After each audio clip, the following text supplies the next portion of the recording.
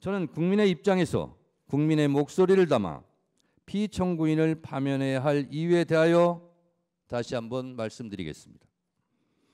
첫째, 피청구인 윤석열은 헌법 제77조에서 규정한 계엄의 조건을 위반했습니다.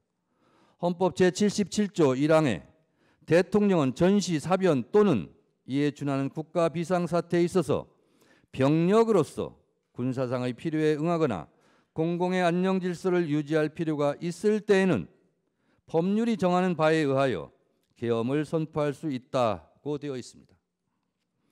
12월 3일의 대한민국은 전시, 사변 또는 이에 준하는 국가 비상사태도 아니었고 병력으로서 군사상의 필요에 응하거나 공공의 안녕 질서를 유지할 필요가 없었습니다. 평온한 하루였습니다. 병력으로서 공공의 안녕 질서를 해친 장본인이 피청구인입니다. 계엄의 선포는 논란의 여지 없는 명백한 위헌 행위입니다. 둘째, 피청구인 윤석열은 계엄 선포의 절차적 정당성을 위반했습니다. 헌법 제82조는 대통령의 국법상 행위는 문서로서 하며 이 문서에는 국무총리와 관계 국무위원이 부서한다. 군사에 관한 것도 또한 같다고 되어 있습니다. 계엄법 제2조 5항은 대통령이 계엄을 선포하거나 변경하고자 할 때에는 국무회의의 심의를 거쳐야 한다. 제6항 국방부 장관 또는 행정안전부 장관은 국무총리를 거쳐 대통령에게 계엄의 선포를 건의할 수 있다고 되어 있지만 피청구인은 헌법 제82조와 계엄법 제2조를 모두 위반했습니다. 계엄 선포 시 정상적인 국무회의 심의 과정이 없었습니다. 국무위원들의 증언에 따르면 국무총리를 거치는 절차도 하지 않았고 개회에서는 폐회에서는 안건 토론 등 정상적인 국무회의도 부서한 회의록 문서도 부존재해 보입니다. 피청구인을 파면해야 할 뚜렷한 증거이자 이유입니다. 셋째, 피청구인 윤석열은 비상계엄을 해제할 유일한 권한이 있는 국회를 침탈했습니다. 헌법 제77조 제5항에는 국회가 제적의원 과반수의 찬성으로 계엄의 해제를 요구한 때에는 대통령은 이를 해제하여야 한다고 되어 있습니다. 비상계엄을 해제할 수 있는 유일한 곳은 유일하게 국회입니다. 이런 국회의 권한과 권능을 강압에 의하여 방해하려고 국회를 무장병력으로 통제, 봉쇄하려 했습니다. 이는 형법 제87조, 형법 제91조에서 규정한 내란의 죄를 위반한 명백한 국헌문란 내란 행위입니다.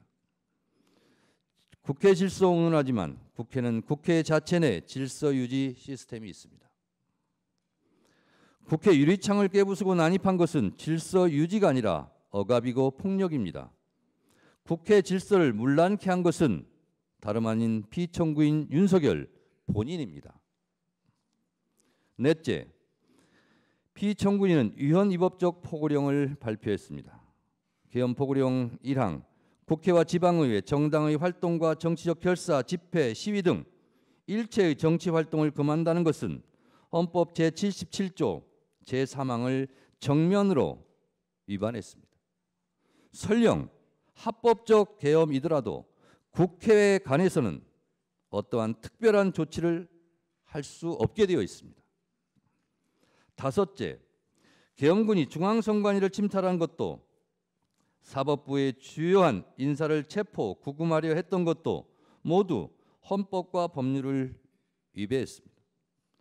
사법권 독립을 정면으로 위반했을 뿐만 아니라 헌법의 삼권 분립 정신에도 위배됩니다. 이것은 헌법 제77조 제3항, 헌법 제114조, 헌법 제105조, 헌법 제106조, 헌법기관의 독립성 정신을 위반했고 형법 제91조, 헌법기관을 강압에 의하여 전복 또는 그 권능 행사를 불가능하게 하는 것으로 규정한 국헌문란 목적 내란죄에 해당합니다. 이 외에도 피청구인이 비상계엄 이후 보여준 사법정의 파괴 행위는 국민들에게 큰 실망과 충격을 안겨주었습니다. 피청구인은 12.3 내란 사태 이후 법관이 발부한 체포영장을 거부하며 사법기관의 법 집행을 무법천지로 만들었습니다. 극히 일부 지지자들에게 기대어 국가 혼란을 부추기고 선동하는 듯한 추한 모습을 보였고 부정선거라는 망상에 사로잡혀 있습니다. 부정선거 음모론은 제가 보기에 계엄 선포문에도 없던 사후 알리바이에 불과합니다. 만에 하나 그가 다시 복직하면 또다시 비상계엄을 일으킬지도 모른다는 의심을 받기에 매우 충분한 위험한 인물입니다. 존경하는 헌법재판관님, 피청구인 윤석열에 대한 헌법과 법률 위반 행위는 두 차례의 준비 절차와 오늘 11차 변론 기일에 이르기까지 엄격한 심리를 거친 서증과 영상, 16명 증인들의 증언에 의하여 충분히 입증되었다고 생각합니다. 이쯤 되면 피청구인은 위헌 위법한 비상계엄에 대해 반성과 성찰을 통해 국민들에게 진정으로 머리 숙여 사과해야 마땅합니다. 사람이라면 양심이 있어야 합니다. 그러나 피청구인은 대국민 사과는커녕 경고성 짧은 계엄이었다느니 아무 일도 일어나지 않았다느니 변명합니다. 이로 인해 국민들은 계엄 선포의 당시의 충격, 그 이상의 충격을 받고 있습니다. 일찍 끝난 계엄이 피청구인의 공로입니까? 사상자 없이 끝난 계엄이 피청구인의 자랑입니까?